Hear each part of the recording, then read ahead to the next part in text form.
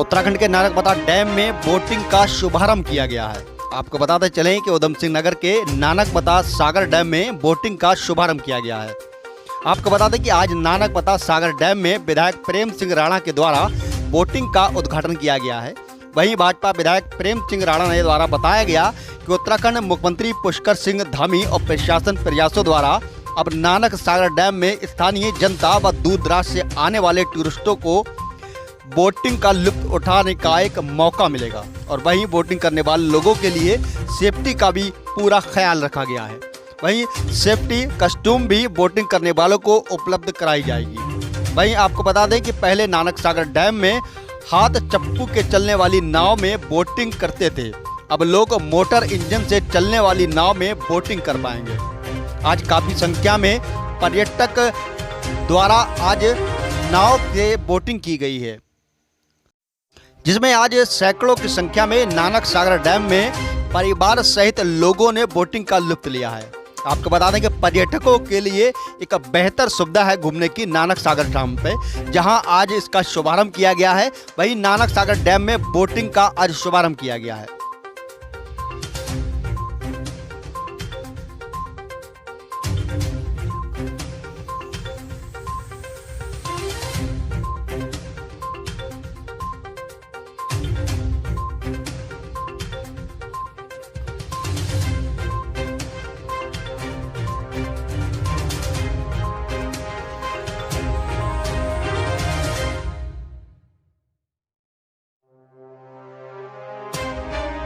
बहुत टाइम लगता था, अब तो ऐसा ज़्यादा टाइम नहीं लगता, अब तो जल्दी सफ़र हो जाता है, घूम के आ जाते हैं हम अच्छे तरीके से, कोई टाइम नहीं लगता और बहुत अच्छा लगा। मुझे लग रहा है यहाँ रहना चाहिए, क्योंकि यहाँ से और भी बाहर के आएंगे, हमारे ये क्षेत्र का जो भी है हमें अच्छा लगेगा और टूरिस्ट जो भी बाहर से आएंगे उसके लिए ठीक रहेगा। गुरुद्वारा नानकबता स्थान बहुत पवित्र स्थान है और इसके का सेकंड नंबर का हमारा नानकबता गुरुद्वारा है और यहीं से लगा हुआ हमारा नानक सागर बांध बहुत बड़ी झील है। इसमें जो गुरुद्वारे में देश और विदेश से लोग पर्यटक दर्शन करने आते हैं, वो जब गुरुद्वारे में दर्शन करते हैं उसके बाद वो हमारे नानक सागर बांध हो जाते हैं। जब नानक सागर बांध को जाते हैं तो उसका व्यू, उसकी वहाँ की लोकेशन देखकर उनका मन, नानक सागर का बांध देखकर उनका मन मोहित हो जाता है। मैंने पिछले कार्यकाल से अब तक लगातार इसको पर्यटन की दृष्टि से डेवलपमेंट करने के लिए प्रयास किया और वाटर स्पोर्ट्स चलाने के लिए बहुत प्रयास किया। माननीय मुख्यमंत्री जी के द्वारा मैंने निवेदन किया कि यहाँ वाटर स्पोर्ट्स का हम संचालन करेंगे, तो माननीय मुख्यमंत्री जी ने मुझे आश्वासन दिया। आज सबसे बड़ी खुशी नानकबता विधानसभा के क्षेत्रवासियों को है कि ये आज वाटर स्पोर्ट्स का हमने एक ट्रायल बेस पर शुभारम्भ किया है और विधिवत शुभारम्भ हमारे माननीय मुख्यमंत्री जी करेंगे। ये इस पर्यटन को बढ़ावा देने के लिए माननीय मुख्यमंत्री जी, निवर्तमान मुख्यमंत्री जी ने यह घोषणा की थी कि नानकबता को पर्यटन हब बनाएंगे और पर्यटन की दृष्टि से विकसित करेंगे। उसके तहत आपने पार्किंग में भी 1 करोड़ की व्यवस्था करी थी, तो नानकबता में पार्किंग स्थल भी बनाया। आज खुशी इस बात की कि हमने बोटर नाव डालकर जो आज इसका शुभारंभ किया है, बहुत सारी संख्या में लोग पिकनिक मनाने आते हैं, दर्शन करने आते हैं, जिससे यहाँ के लोगों को भी रोजगार मिलेगा और जो एक यहाँ के लोग कई नैनीताल, मसूरी या अन्य स्थानों में जाते हैं तो उनको ये लगेगा कि जब मत्था टेकने भी आ रहे हैं तो गुरुद्वारे में आप बोटिंग भी करेंगे। मैंने भी कई जगह गया हूँ और जाने के बाद ऐसा लगता था, मेरी भी अभिलाषा थी। और जो उत्तराखंड देवभूमि है, ये पहले से ही पर्यटन हब है और पर्यटन हब होने के नाते हमारा दायित्व बनता है कि हम पर्यटन को कितना आगे बढ़ा सकते हैं, पर्यटन से हम लोगों को जोड़ सकते हैं, सरकार की इनकम भी बढ़ेगी, यहाँ के लोगों को रोजगार भी मिलेगा।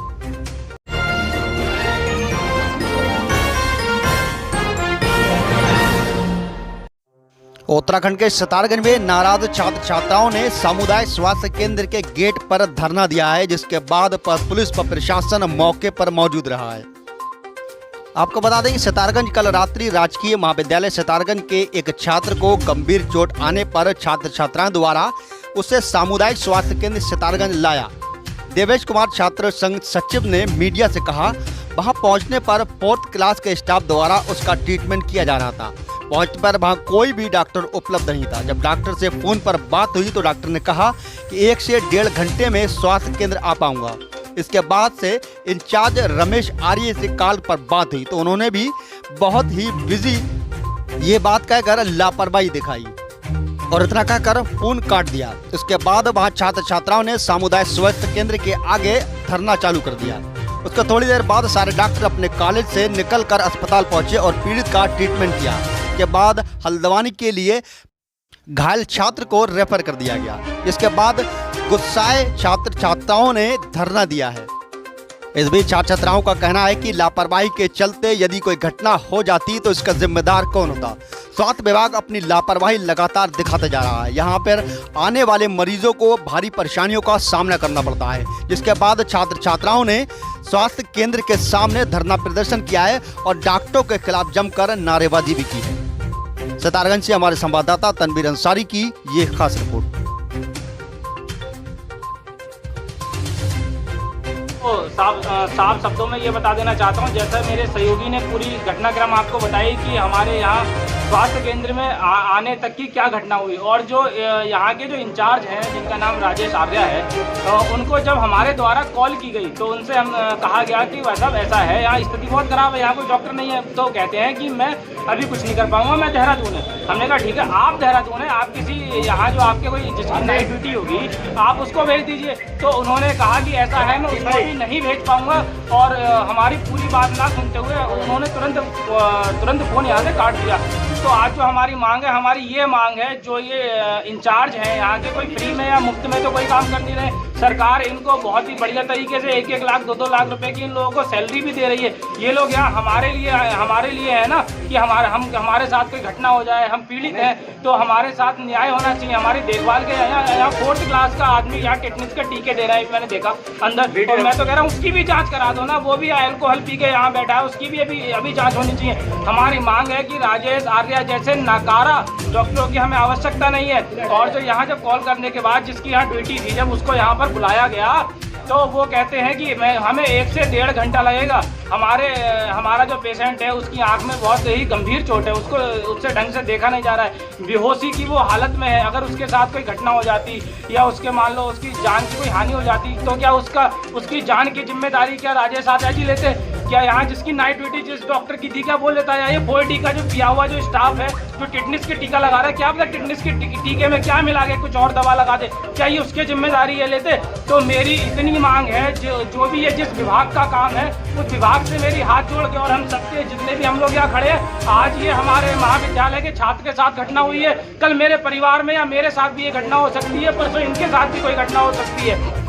तो हमारी केवल इतनी मांग है कि जल्द से जल्द ऐसे नाकारा डॉक्टरों को तुरंत तत्काल एकदम से हटा दिया जाए, इनकी नौकरी ही इनसे छीन ली जाए। क्योंकि भारत माता की जय। 100% बात ठीक है, आप यहाँ मीडिया वाले हो, आप अभी अंदर जाके उसका बयान ले लो, उससे ढंग से उसको ये नहीं पता है कि मुझे क्या बात बोलनी है। और सबसे बड़ी बात तो ये है कि अभी तक कोई भी डॉक्टर, हमको करीब 1 घंटा यहाँ पर हो गया, कोई भी डॉक्टर अभी तक यहाँ हमसे कुछ पूछने नहीं आया है। और ये ट्रीटमेंट की वीडियो भी अभी हम आपको सार्वजनिक कर देंगे। डॉक्टर जो ये राजेश आर्या जी हैं उनका जो कॉल रिकॉर्डिंग है वो आपको सार्वजनिक कर देंगे। और मैं तो कह रहा हूँ कि अभी हाथों हाथ इससे पहले की वो PID का वो जो यहाँ जो ट्रीटमेंट लोगों के कर रहा है उसकी अभी हाथों हाथ अभी जांच करा लो, अभी दूध का दूध पानी। आज हम सामने रहे हमारे कॉलेज के छात्र का कहीं विवाद हुआ, जिसके हाथ में बहुत ज़्यादा गंभीर चोटें लगी थी।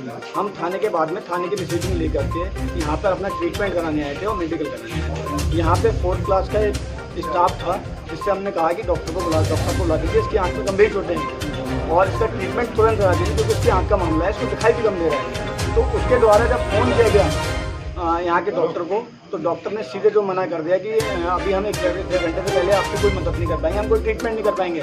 तो हमने बाहर आकर के जो यहाँ के इंचार्ज है डॉक्टर राजेश आर्या जी, उनको फ़ोन किया, फ़ोन करके उनको यहाँ की स्थिति बताई कि यहाँ पे कोई डॉक्टर नहीं है और पेशेंट की ये स्थिति है या हालत है, आप कुछ प्लीज़ हमारी मदद कीजिए। तो उन्होंने साफ शब्दों में मना कर दिया कि हम आपकी कोई मदद नहीं कर पाएंगे। ये पूरा हॉस्पिटल जो है सिर्फ 4th क्लास को। छात्र की हालत कैसी है? उस छात्र के अभी हम लोग यहाँ धरने पे बैठ गए थे क्योंकि हमारे डॉक्टर नहीं था, तो हॉस्पिटल के खिलाफ हम स्वास्थ्य केंद्र के खिलाफ बाहर बैठ गए थे। और अभी इसका ट्रीटमेंट शायद कोई डॉक्टर आगे ट्रीटमेंट अब कर रहे हैं, क्योंकि हम लोग अभी यहाँ पे सोच रहा हुआ, अन्यथा वो मरता उसकी आँख फूटती, उसकी कोई भी जिम्मेदारी कोई भी लेने को तैयार नहीं होगा। अब आते हैं कि हॉस्पिटल में हॉस्पिटल का जो प्रशासन है और जो यहाँ के मुखिया हैं वो अपना रवैया बदलें, या तो यहाँ से इस्तीफा दे, जब उनके बस की बात नहीं है यहाँ काम करना तो उनको इस्तीफा दे देना चाहिए। उनको इस्तीफा दे करके दूसरों को यहाँ पे इंचार्ज बनाने चाहिए, ताकि हमारे क्षेत्र के में जो भी समस्या है, जो भी हॉस्पिटल में लोग परेशान है, पेशेंट हैं, उनको अच्छा ट्रीटमेंट और बेहतर ट्रीटमेंट मिले।